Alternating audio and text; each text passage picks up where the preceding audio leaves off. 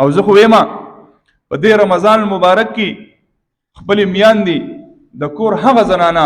چې کومې زنانه ستاسو دپاره لګیا دي، که هغه ستا بیبي ده، که هغه ستا خور ده، که هغه ستا ورندار ده، که هغه ستا چاچي ده، که هغه هر څوک ده، خو په کور کې ده او تاله پخلی کوي، تاله روژه ماتې تیاروي، د هغو شکریا ادا کړه. ته چېرته په یو رمضان کې خو دا تجربه وکړه که نه، ستا خور ده مشره او یا کشره ده یا ورندار ده، هر څوک چې دی په کور کې خپله زنانه بیبي دي ده، مور بیبي ده او هغې تاله روژه ماتې تیار کړی دی، تاله دا یې په پښمني کې راپاڅېدل څونه ګران کار دی. پاسه یې که نه لکه پاسه یې که نه لکه روژه ماتې بس شا به یې ټیم د نه ځي، هله شا به یې ګورې بانګ وایي او هغو لګیا دي، هم په خپل پخلی کې هم ستا پسې رامنډوي، ځي هم پخلي ته ګوري هم ستا پسې رامنډوي او معمولي غونته کې چې کوم دی پیکه دی او ته کوم د اور په شان لمبه شي. زه هم مړه پسه پوهېږی نه و، پته درته نشته چې روژه ده، دا روژه یوازې ستا ده، دا روژه خو د دغه زنانه هم نه که نه. د دې بیا تپوس د هغه مسافرو نه وکړه، کم مسافر چې په خپله راپاسي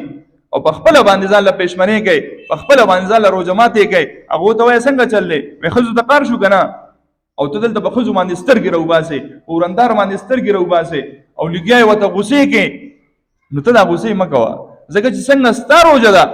او روژهدار الله ته ګران دی، ته وایي چې زه الله ته ګران یم، دغه شان دا زنانه هم الله ته ګرانې دي، ځکه چې دو هم روژه ده او د روژې سره چېرته هغو دا ونه وی بس د هغې روژه د غریبي او مالګه په یو څیز کې سیوا کړه، نو داسې ګناهګاره خو نه ده، روژې د سکلی نه شي او ته راځې او غوسې پکې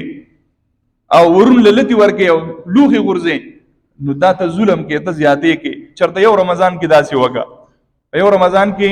داسې وکړه، بلکې د نن نه انشاءالله نیت وکړئ چې مونږ به دا چل کوو. زما دا خبرې لږ داسې عجیبه غونته کې د عام بیان نه لږ هټ کړي، خو ویږئ او تاسو به د هغې هغه مزه او خوند وینئ. نن داسې وکئ چې کومې زنانه په کور کې پخلي کوي، نن وله یو ګفټ راوړئ، دا خو وکئ که نه ځه ګفټ څه ضروري نه ده چې دا دې قیمته پرفیوم دې راغستې او هغه وله ورکې، نه داسې وکئ ارزان غونده کې ګفټ راواله، د کجورې ډبې وله راواله، دغه نه شئ کولی بنګړي وله راواله، دغه نه شئ کولی والی وله راواله، دغه نه شئ سوټ وله ښکلې مزدار دغه کا څه چې کولی شي او راوړه او ورته خورې یا ستا خپله بیبي ده. مونږ د ښځې سره مینه محبت کوو یا د مینې خبره ورته کوو چې موږ د ځان بدې ښکاري، نه دا ستا فرض دی، دا ستا حکم دی. ته راشه او دا ورته پېښ کړه، وایي تا دومره زموږ خدمت وکړو،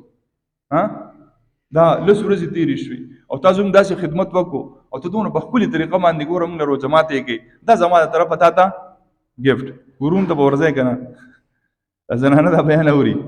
او کورونو ته به ورځئ که نه، هر یو ته به وایي بای ګفټ راوباسه او خیر دی د الله د رضا لپاره دا ګفټ ویسي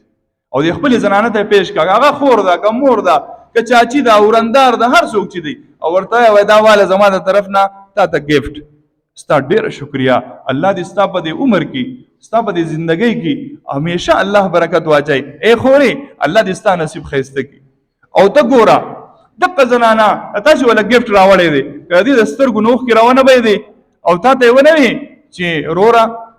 یا ای زما لیوره یا هر څه نوم دی باجانه بیا هر څه جي، الله دې تا چېرته نه خبر. مونږ د دنیا پیسې خرچ کوو که نه، چېرته دا تجربه نن وکړئ، ځه چا چا نیت دی انشاءالله نن دا تجربه کوو او ټول لاسونه ښکته کړي، دا ولې لګه داسې مه کوئ، داسې کوئ. ما چېرته دا کومه طریقه وښوه که نه، دا پریکټیکل طریقه ده. هسې سړي ته وایه ولکه مفتي صاحب ته ډېر ښه سړی یې یاره ماشاءالله، نو زه ښه سړی یم نو څه وکړم؟ ګورې په اختر کې دې رانه پیسې ونیلې دي، مفتي صاحب ته ډېر زبردست سړی، دونه ښکلی سړی، زبر د زمانو، یاره ستا په دې لمن باندې مونځ کېږي، خو چېرته د اختر جوړه نه علم که دې رانه ولیده که نه نو ته وځه داسې نه ده لکه. نو زه به ستا په دې الفاظو څه وکړم چې ته ما ته وایې چې ته ډېر ښه سړی نشتی. مینه او محبت پریکټیکلي کول پکار چې زه یې پریکټیکلي کوم. ته زما خورې، زه ستا سره مینه کوم، هسې په خوله باندې زما خورې، په خوله باندې زما مورې، نه نه څه ورته پېښ کړه، څه وښیه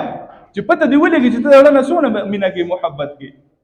نو بهي نن چې تاسو کورونو ته ځئ دا زنانه به دا غواړي چې موږ له زموږ ګفټونه راکړئ،